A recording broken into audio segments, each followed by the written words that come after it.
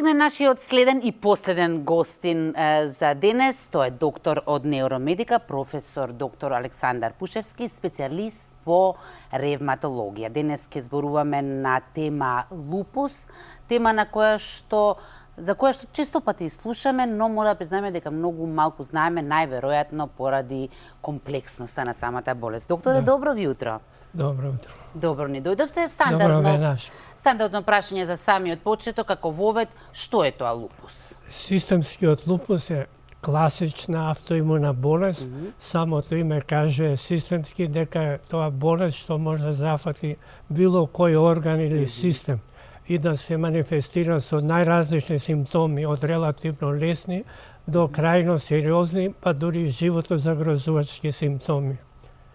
Кога сме кај името, ова сега знаете ние лаиците како си се консултираме од интернет си учиме, но најдов еден интересен податок, а тоа е дека лупус сушност потекнува од латинскиот збор што значи волк. Да. Има некоја причина поврзаност? Има волкот кој јаде некој животно и целиот е рани крв тука, па и пациентите со лупус пред да биде сегашна терапија многу често имале лузни и рани на лицето, па таму тоа потекнува тоа лупус.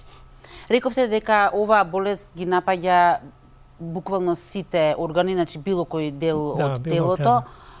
Што најмногу страда, ако може да се издвои од сите органи што ги напаѓа? Најчест симптоми е брзата заморливост и при најмал напор чувствуваат голем замор. Овој симптом кога е болест активна е присутен кај сите пациенти.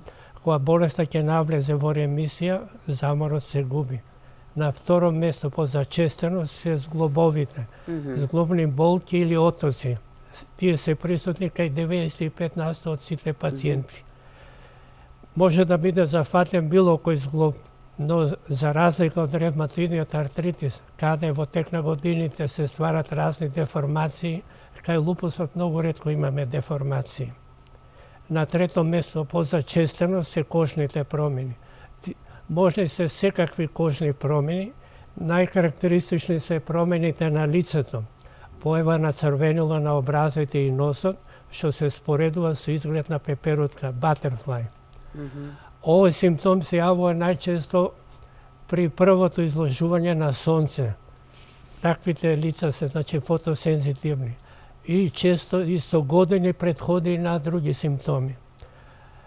Други симптоми се појава на исип по телото, појава на уртики, као класична уртикарија. Понатаму имаме два типа на кожни промени, каде што се зафатени подлабоките структури на кожата. Тоа е дискоиден лупус кој се јавува на лицето и еден подкожен длабок лупус. Кај овие два типа заздравувањето е сооставање на лузни, што е многу непријатно, особено ако се работи за лицето. Кои се најчестите причинители, односно фактори? Сега знаеме автоимуна болест, оно што ние го подразбираме тоа дека самиот организам всушност си се напаѓа себе си. Автоимуна болест, кога организмот нормален, тогаш се бране од нешто што е туѓо, бактерии, вируси, хемиски, физички повреди и така натаму. Овде, пошто е нарушен имунитетот, организмот не се препознава и се напаѓа сам себе. Ова автоагресија е постојана, доживотна. Па и автоимуните болести се доживотни. Во медицината има повеќе автоимуни болести, но најчесто во ревматологијата. А лупусот е баш класичен пример за автоимуна болест. Дали е наследна болест? Има до известен степен поголема склоност, директна наследност нема. Осем генетските фактори, битни се и влијанието на надворешната средина. Многу често во анамнеза кај пациенти со лупус дознаваме дека на појавата на болеста претходил или голем стрес или повторувани стресови. Било да се тоа психички стресови, некоја тешка операција, тешка инфекција.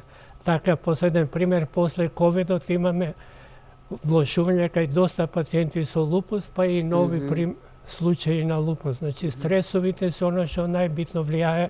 Стресот го руши имунитетот и болеста која може би била во латентна состојба, сега избива на површина. Колку е честа оваа болест? Па, според статистиките, то се движи американските статистики од 15 до 50 на 100.000 жители.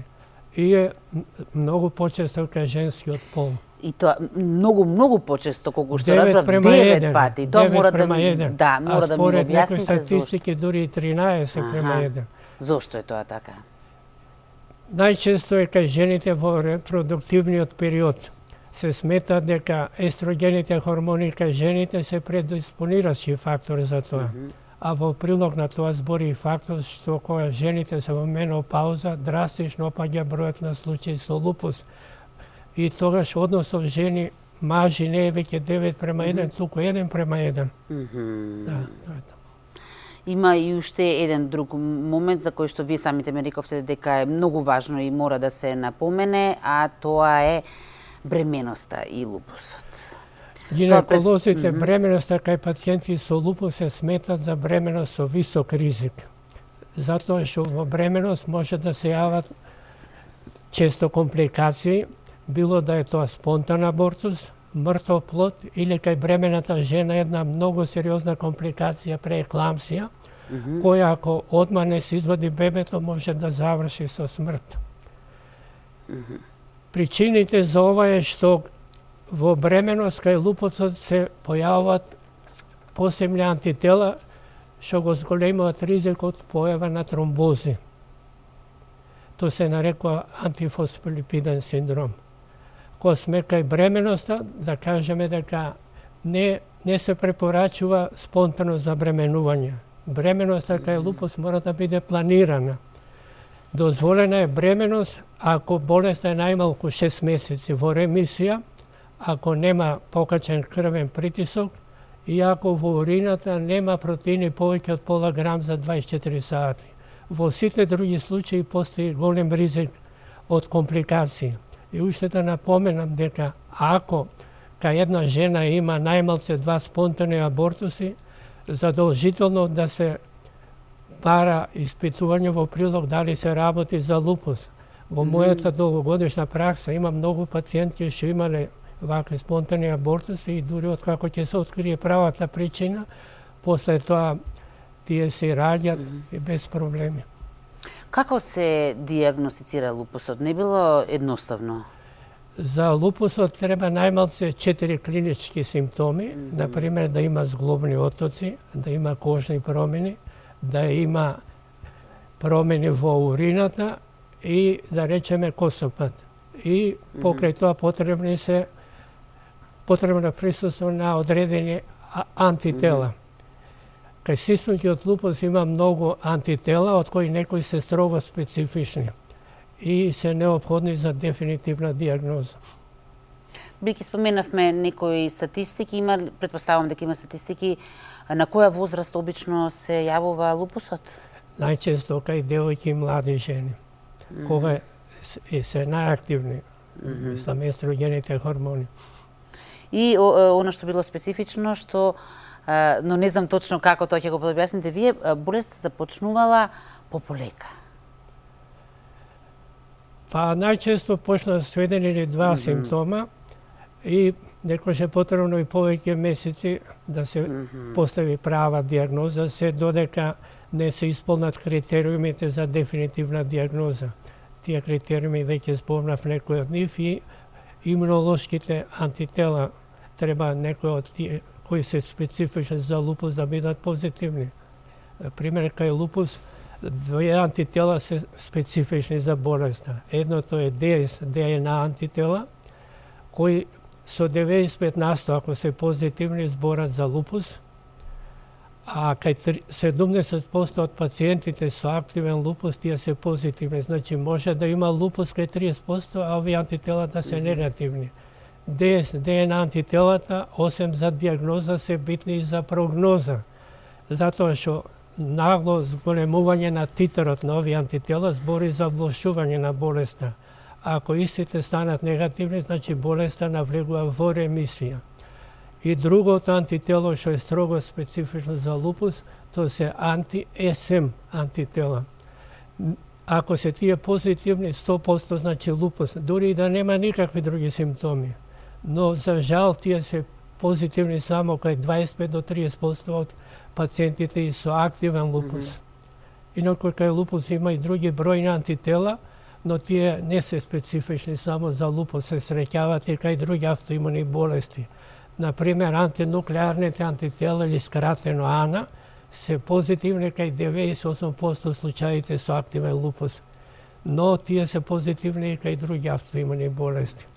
И тука да спомнам уште едни антитела кои се специфични за лупус, то се антихистонски антитела. Тие се позитивни кај случаи каде што лупусот е предизвикан од некој лек. То се вика медикаментозно индуциран лупус. Ги имат сите симптоми на лупус, осем што не се зафатени бубрезите и мозокот и што ДНА антителото е негативно. Сите други симптоми се присутни. А повеќе лекови се причина за тоа. Тоа се некои лекови за аритмија на срцето, пропафенон, прокаинамид, понатамо некои лекови за покачен крвен притисок, алдомет, некои лекови од групата на бета-блокери, понатамо некои лекови што се дават во психијатрија, па некои лекови при епилепсија и еден лек кој е честа причина е аутизон, лек што се користи за лекување на туберкулоза, а во поново време и некои од биолошките лекови кои инаку се сега многу модерни и се користат за лекување на најтешките ревматски болести. Ако се открие за кој лек е, штом се прекине инкриминираниот лек, имаме комплетно оздравување, дефинитивно. Значи, болеста едно за секој ќе завршиме. Инаку самиот тек на болеста, што претпоставувам ви отежнува и вам многу работата, бил многу непредвидлив. На периоди се влошувала, на периоди се повлекувала. Тоа е случај со сите автоимуни болести, да. Од тие причини се препорачува кај пациентите со лупус да си ја земат редовно препишената терапија, да прават контроли во одредени периоди, затоа што болеста секош може да изненади. Да. Каков е, еве за самиот крај да ве прашам, животот на пациентите со лупус? Ако болеста се открие на време и ако се зема редовно терапијата и се прават контролите, пациентите со лупус живеат како и секој друг нормален живот, нормално функционираат, нема никаква разлика. Тоа, тие што се фотосензитивни, треба да користат заштитен фактор од сонце, најмалце ПСК, секогаш кога се изложени на сонце. А ако се подолго време надвор, треба повторно да се мачка со овој фактор, затоа што дејството на факторот е околу 2 сати. Дури и во кола, кога се возат на поголеми релации, подолги релации, треба се мачка, затоа што гама ултравиолетовите зраци продират и преку стаклото. Веќе кога одат на годишен одмор, се препорачува само до 10 сати и после 4 сати на плажа и тоа да се мачка целото тело. Други некои промени што треба да ги направат во поглед на исхраната, колку треба да се внимава? Во исхраната нема ограничувања. Ако не се алергичен на некој лек, се е дозволено. Значи, важи правилото, разновидна исхрана во умерени количини со доста овошти и зеленчук. Нема ограничувања ако нема алергија. Што се однесува до терапијата што споменате, ова не е нешто што може да се излечи, но вие ги улеснувате симптомите, претпоставувам. Кога имаме само присуство на така наречени полесни симптоми, тоа се проблеми со зглобовите и кожата, во терапија се дава хлорохин или хидроксихлорохин, познат е кај нас као резохин или плакенил, и нестероиден антиреуматик некој. Дали е тоа диклофенак, налгезин. Ако со нив не се постигне успех, во терапија се уфрлат и кортикостероиди во релативно мали дози. А ако се зафаќа, работи за случај кога се зафатени некои од внатрешните органи, тогаш во терапија се дават кортикостероиди во високи дози.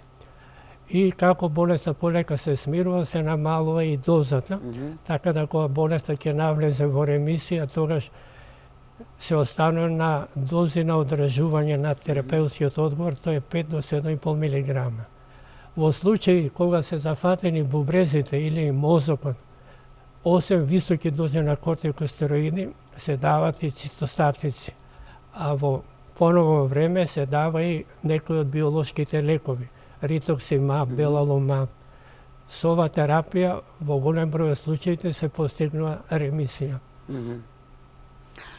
Јас многу ви благодарам на овој ваш детален опис на оваа состојба. За крај, што совети вие би им дале на вашите пациенти, вака јавно? Совети за пациентите и за лекарите, кога постои сомнение за оваа болест, да се обратат на ревматолог, каде што освен клиничкиот преглед ќе се направат потребните анализи, ќе се испитат потребните имунолошки тестови, како би се што порано дошло до диагноза и како би се навреме пошло со терапија.